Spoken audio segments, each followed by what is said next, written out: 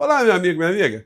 Você certamente se relaciona com pessoas ou tem pessoas na sua própria família que declaram que votaram em Bolsonaro em 2018, 2022, que votaram nos filhos de Bolsonaro, que acreditam nas coisas que eles dizem, que estão pensando inclusive em votar em Flávio Bolsonaro nas próprias eleições presidenciais. Mas o cenário hoje é completamente diferente dos cenários que fizeram com que essas pessoas acreditassem nesse clã que eu tenho mostrado aqui para vocês, que agora vai enfrentar uma situação bem diferente do que eles enfrentaram em tempos anteriores. Isso porque, eu já salientei, já sublinhei várias vezes aqui no nosso portal, que a figura do Bolsonaro, apesar de ser uma figura extremamente abjeta, ele sempre cumpriu um papel funcional. E o que eu digo ser um papel funcional? Ele funcionou para estruturas de poder aqui no nosso país, porque ele encantou e enganou uma boa parcela, uma grande parcela da sociedade, mas nas suas costas estava uma mochila. A mochila se chamava Paulo Guedes. Paulo Guedes como representante dos setores empresariais mais importantes do Brasil e de fora do nosso país. Gente do mercado financeiro, rentistas, especuladores, abutres de todas as sortes. E aí, os meios de comunicação, evidentemente, como estão atrelados também a essas estruturas, acharam que essa figura abjeta poderia ser funcional. E ele foi e ainda continua a ser. O problema é que no tempo em que Bolsonaro se lançou na política de uma maneira mais ampla para candidatar-se à presidência da República, ele não tinha aqui nas redes sociais opositores e canais como o nosso Portal do José e outros tantos canais progressistas que agora vão expor com muito mais intensidade as atrocidades e as falcatruas do clã Bolsonaro. E nós podemos falar isso com muita segurança aqui no nosso Portal do José, porque as fontes são muito consistentes, existem provas. E é por isso que o clã Bolsonaro não move nenhum tipo de ação criminal ou ação civil contra as pessoas que têm em suas mãos uma série de verdades. Hoje eu vou expor para vocês algumas situações que são extremamente cabeludas e que não foram sublinhadas pelos grandes veículos de comunicação para proteger a figura funcional desse criminoso, que agora certamente virão à tona. E eu tenho certeza que o senhor Flávio Bolsonaro, olha, se ele seguir à frente com a sua candidatura, ele vai sair dessa história muito chamuscado. Dessa eleição, ele não vai escapar incólume, não, e nem o clã, de um modo em geral, as pessoas que estão ao seu redor. Bom, vou conversar com vocês sobre o que está acontecendo, mas antes de mais nada, é sempre fundamental convidar você que chegou agora ao nosso portal e não nos conhecia, para que, em primeiro lugar, você se inscreva aqui conosco e conheça também os nossos outros vídeos. Se você gostar, compartilhe, recomende. Nunca se esqueça de dar o seu joinha, seu comentário, porque ajudam a gente a chegar a mais pessoas como você. Se puder, prestigie também nosso clube de membros. Você que é muito bem-vindo e muito bem-vinda. Meu amigo, nós mesmos aqui no campo progressista, nós não sabemos de detalhes de situações que envolvem a vida do clã. Isso porque os grandes veículos de comunicação nunca esmiuçaram essa história, como eu já salientei aqui na nossa abertura. Mas existe uma jornalista muito destemida que tem acompanhado de perto a vida desse clã com informações jornalísticas, com informações obtidas em fontes oficiais, em depoimentos, enfim, em todo tipo de trabalho jornalístico que pode resultar em exposição das verdades, que é a Juliana Dalpiva. Ela escreveu esse livro aqui chamado O Negócio do Jair. Gente, até dava para fazer até uma sugestão para a Juliana, né? Juliana, olha, escreva o número 2 com o título Os Negócios do Clã Jair, né? Porque é muita coisa, né? E não para de surgir coisa.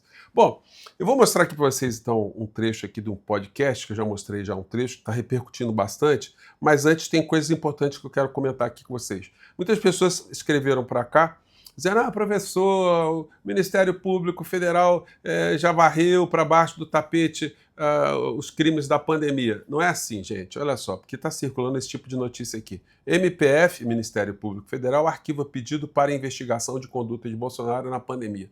Gente, isso não diz respeito ao que está lá no Supremo Tribunal Federal, não. O que está no Supremo Tribunal Federal está sendo pilotado pelo ministro Flávio Dino, que já pediu à Polícia Federal, já determinou, melhor dizendo, que a Polícia Federal apresente os elementos do que foi o período da pandemia aqui no Brasil, baseado naquilo que foi apurado pela CPMI lá no Congresso Nacional. Agora, representações, eu também fiz uma série de representações por uma série de razões. Essa representação aqui, que não é minha, é que o Ministério Público Federal resolveu tornar pública, né, que a Procuradora da República entendeu que as denúncias ali são genéricas. Então, muita calma nessa hora.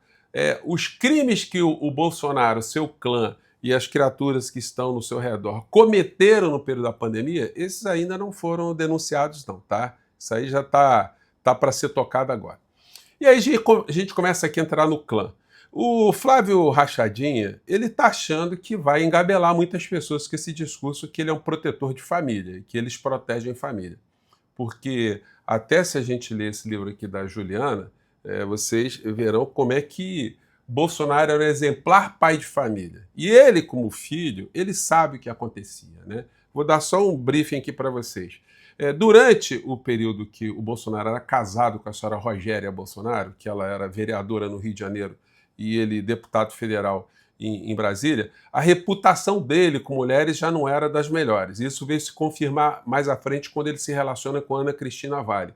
O casal se separa, né, com uma coisa muito ruidosa, e Bolsonaro coloca o filho Carluxo com 17 anos para disputar as eleições contra a mãe, a senhora Rogéria. E só para dar um pano de fundo. Depois, Carlos Bolsonaro se elege e quem vira chefe de gabinete de Carlos Bolsonaro é a segunda companheira, aquela que Bolsonaro já tinha um caso extraconjugal em Brasília, que era uma mulher casada também e que acabou se separando. Isso para vocês verem o homem de família, né?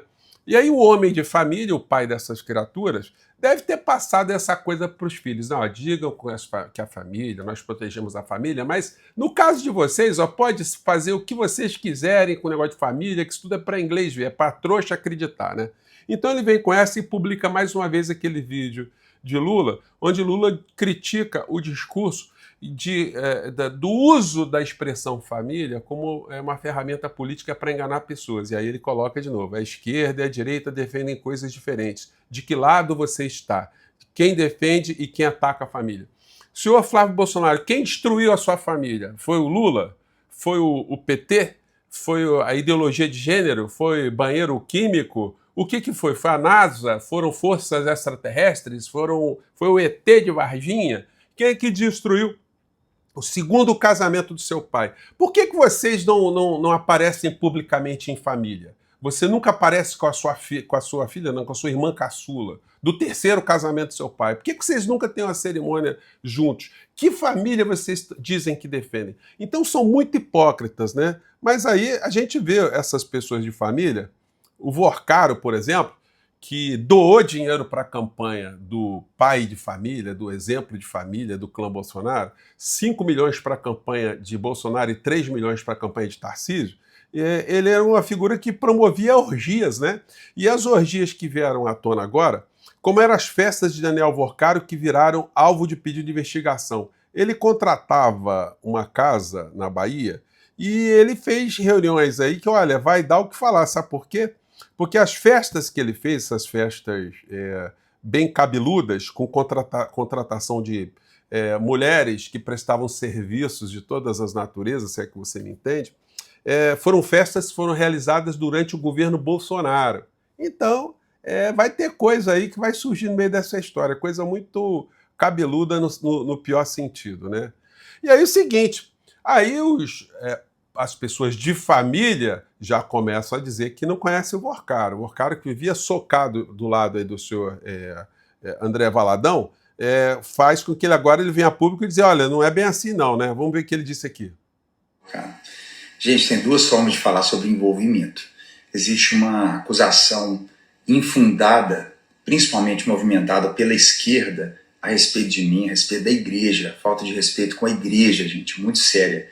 Como se fôssemos envolvidos, né, em movimentações que estão sendo apuradas aí, né, pela justiça sobre Daniel e o Banco Master. Isso é uma forma de envolvimento. Agora existe uma outra realidade, que é o envolvimento da vida da igreja. Né? Lagoinha é uma igreja com centenas de membros, inclusive Daniel foi membro por muitos anos da Lagoinha, Nos últimos 10 anos ele frequentou inclusive uma outra igreja, né, fazia parte de uma outra igreja e veio há pouco tempo voltar a frequentar a Lagoinha. Mas eu conheço Daniel há décadas dentro da vida e do contexto da igreja, não de negócios, zero. Então, o cara conhece há décadas, mas doação para campanha, dinheiro para igreja, negócio à igreja, a igreja abriu um banco, né? Isso aí não tem nada a ver com o Vorcara, né? Então já pulou fora também, né? Investidor, pastor e maior doador da campanha de Bolsonaro e Tarcísio. Quem é o cunhado de Vorcara, alvo da PF? Enfim, será que ele participava dessas festinhas lá também, né? Na Bahia? Bom, eu tenho cobrado aqui que o senhor Silas Malafaia que ele venha a público defender o Flávio Bolsonaro, né? Que o Flávio Bolsonaro está sendo objeto de algumas situações. Vou colocar aqui um trecho aqui da Juliana Dalpiva aqui nesse podcast do Inteligência Ilimitada, né? Vamos ver aqui. Todos os imóveis que a família tem, os filhos, as ex-mulheres, os irmãos do Bolsonaro, você encontra pelo menos 51 imóveis que tem algum tipo de pagamento em dinheiro vivo, algum pedaço, né? Ou seja, uma parte ou o todo. E aí o Eduardo foi um que gravou um vídeo para dizer, esses jornalistas ficam aí falando que eu comprei, porque tá na escritura, mas eles só sabem disso porque eu falei lá na escritura que tinha 50 mil. Então, tipo, ele admite, mas ele não diz. Tá, então conta pra mim. Você sacou esse dinheiro da sua conta? Você Recebeu de onde? Da onde veio o dinheiro? Eu perguntei isso pra ele. Nunca respondeu. Ele muda o assunto. Eles não respondem. Eles não enfrentam. Não acharam. Mentira! Mentira que não acharam nada. Acharam muita coisa. Acharam muita coisa. E de quem eles mais acharam, eles, os investigadores, foi do Flávio. Sem nenhuma dúvida. E não vamos esquecer as outras coisas do Flávio também, né, Vilela? O Flávio empregou no gabinete dele a mãe e a ex-mulher de um dos piores matadores de aluguel do Rio de Janeiro, que era o Adriano da Nóbrega, que é um ex-capitão do BOPE. Bota o Adriano aí pra gente, que morreu numa operação no início de 2020. Ele não está envolvido no assassinato da Marielle Franco, mas na esteira das investigações do assassinato da vereadora, apareceu os crimes do chamado escritório do crime. Exato. E aí ele passou a ser investigado. Mas o Flávio empregou a ex-mulher do Adriano por 10 anos. E eles homenagearam o Adriano. Exatamente. Eu lembro dele. Homenagearam, eu lembro da foto dele quando a gente estava falando do assunto. Homenagearam o Adriano, defenderam o Adriano. E aí eles contam uma história de que não sabiam que o Adriano era o que o Adriano era, realmente, isso um bandido, um assassino, criminoso. Eles falam que homenagearam um herói.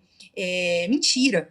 Tem mensagens no celular do Flávio, não, do Queiroz. Tem mensagem no celular do Queiroz que dão conta do Queiroz falando com a mulher do Adriano, né, a Daniela, essa ex-mulher do Adriano, dizendo que a família queria esconder, que não sabia se ia poder ela continuar no gabinete, porque eles iam concorrer à presidência e iam ficar muito em evidência, aí alguém podia ver que eram eles que empregavam. Porque é isso, naquela época, esses dados nem eram públicos, né, a gente tem um problema de transparência muito grande. A Juliana tem essas gravações, tá, gente? Elas circularam, mas como eu tenho dito para vocês, os grandes veículos de comunicação nunca sublinharam isso, né? Então muita gente nem sabe disso. Muita gente no campo progressista não sabe disso. Vamos seguir aqui.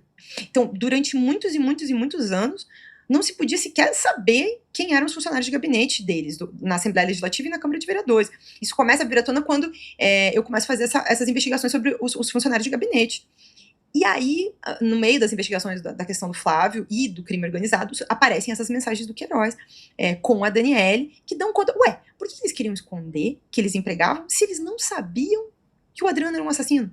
Um bandido de aluguel? É óbvio que eles sabiam. Até porque, quando você conversa com os policiais, todo mundo sabia.